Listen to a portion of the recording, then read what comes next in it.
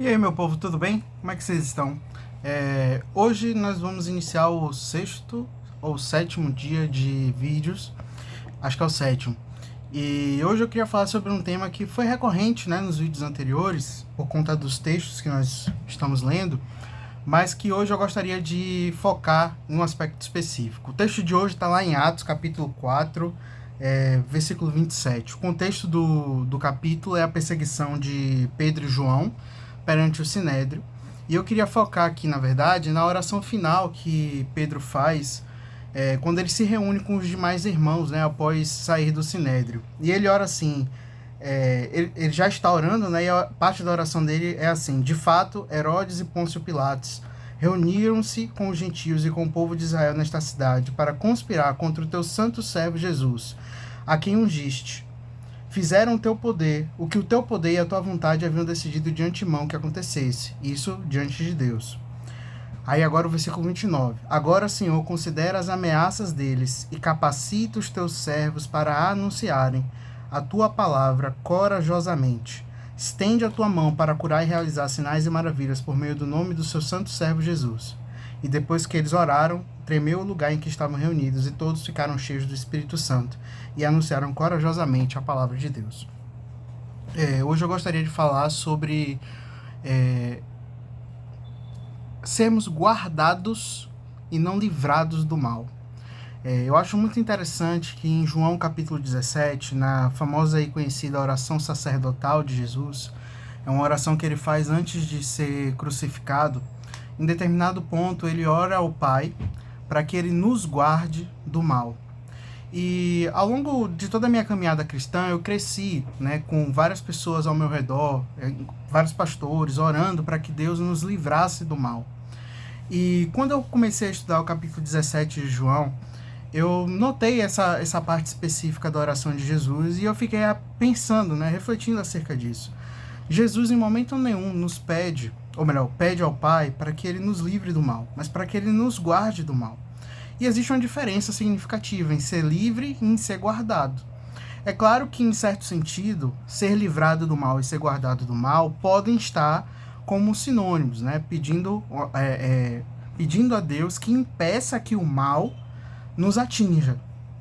Mas em outras circunstâncias, o guardado do mal tem mais a ver com, ainda que o mal nos sobrevenha, e ele nos sobrevirá, seremos atingidos pelo mal, pelas circunstâncias ruins, que Deus ainda assim não permita que essa circunstância ruim me afaste dele ou me afete de forma a duvidar tanto da sua fidelidade quanto da sua bondade, do seu amor, mas principalmente do sacrifício de Cristo na cruz do Calvário. Os discípulos haviam passado por uma perseguição diante do Sinédrio, né? Inclusive sofrendo a ameaça de serem açoitados. Posteriormente, no capítulo 5 e 6 de Atos, eles vão passar por novas perseguições.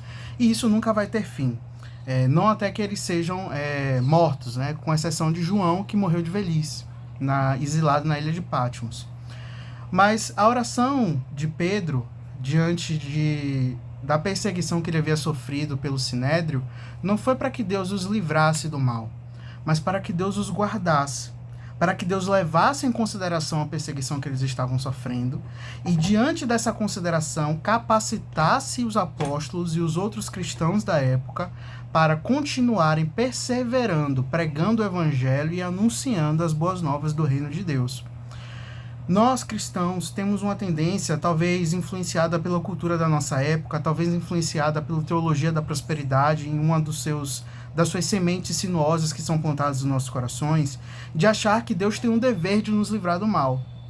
Quando nós vamos para a Bíblia, e eu nem preciso ir para o Antigo Testamento, se eu leio Mateus 5, o Sermão do Monte, nós vamos ver que o maior sermão já pregado na história termina com Jesus, dizendo que bem-aventurados seremos nós quando sofrermos por causa dele toda a série de humilhação, de distratos, de xingamento, de mentiras, quando formos fisicamente agredidos, quando formos psicologicamente agredidos, quando formos moralmente agredidos, reputacionalmente agredidos.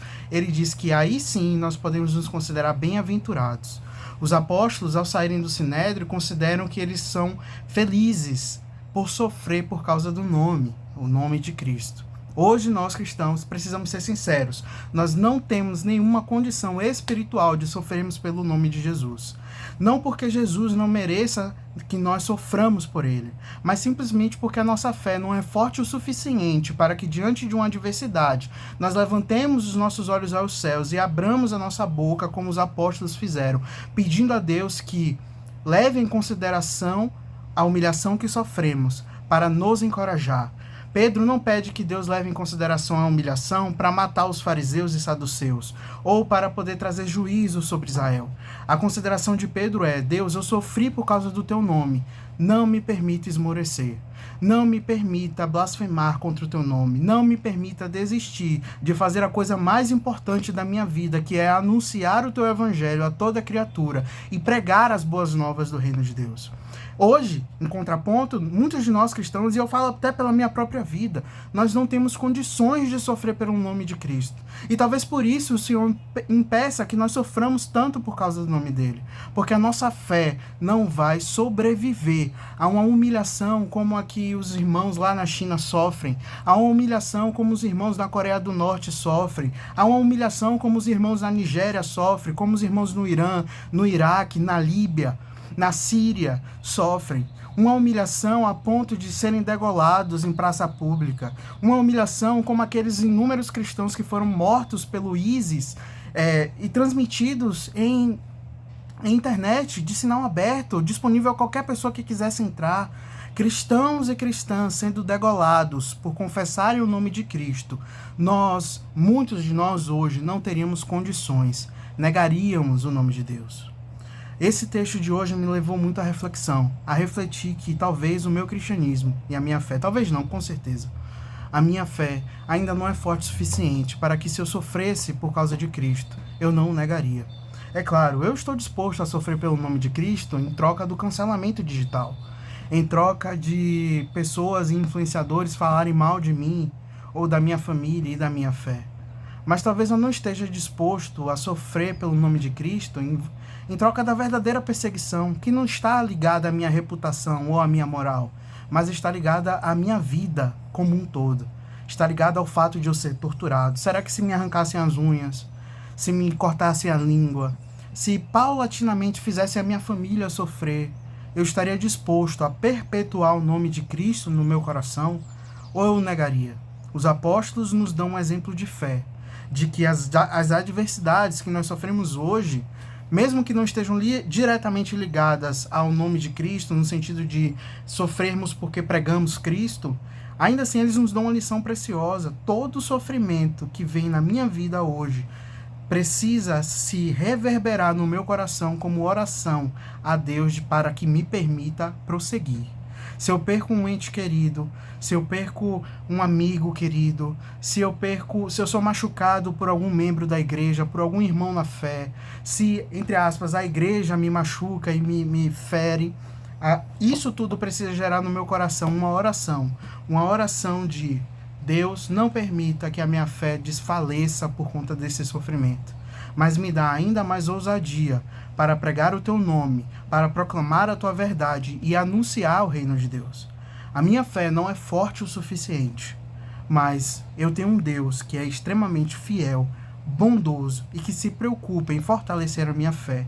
Se eu, em arrependimento, for diante dele e confessar os meus pecados, e ele então me capacitará, não isento, não orei e Deus me capacita, mas ele vai me colocar cada vez mais em situações onde a minha fé será aprovada e me capacitará na aprovação para obter dele a aprovação. E glórias ao nome dele.